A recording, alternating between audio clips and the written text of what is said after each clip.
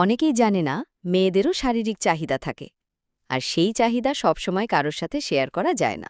এই ভিডিওর মধ্যে একটি লাইক দিন আর সবার আগে নতুন নতুন ভিডিও পেতে অনলাইন ডক্টর চ্যানেলটি সাবস্ক্রাইব করে বেল বাটনে ক্লিক করুন। ধন্যবাদ। এটা যেমন ছেলেদের জন্য স্বাভাবিক, মেয়েদের ক্ষেত্রেও তাই। তবে ছেলেদের মতো মেয়েদের এই বিষয়গুলো নিয়ে খোলাখুলি আলোচনা হয় না, তাই তারা চুপচাপ লুকিয়ে করে। মেয়েরা কিভাবে মাস্টারবেশন করে? প্রথমত, তাদের শরীরে যে জায়গাটা সবচেয়ে সংবেদনশীল সেটা হলো ক্লিটোরিস। অনেক মেয়েই আঙুল দিয়ে ওই জায়গায় হালকা চাপ দেয়, ঘর্ষণ করে বা ঘুরিয়ে ঘুরিয়ে নরমভাবে ছোঁয়ায়। এই অনুভূতিটাই ধীরে ধীরে বাড়তে থাকে।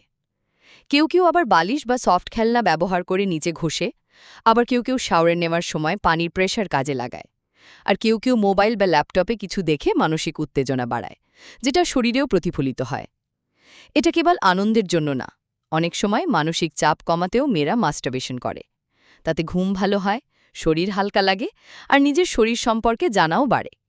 তবে হ্যাঁ, একটা বিষয় মনে রাখা দরকার, পরিষ্কার পরিচ্ছন্নতা খুব গুরুত্বপূর্ণ। আঙুল, হাত, ব্যবহার করা জিনিস সবকিছু যেন জীবাণুমুক্ত থাকে, না হলে সংক্রমণ হতে পারে। আর যদি কেউ বুঝে যে সে এটা খুব বেশি করে ফেলছে, যেটা তার স্বাভাবিক জীবন বা মানসিকতায় প্রভাব ফেলছে, তাহলে সেটা নিয়ে কাউন্সেলিং নেওয়া ভালো।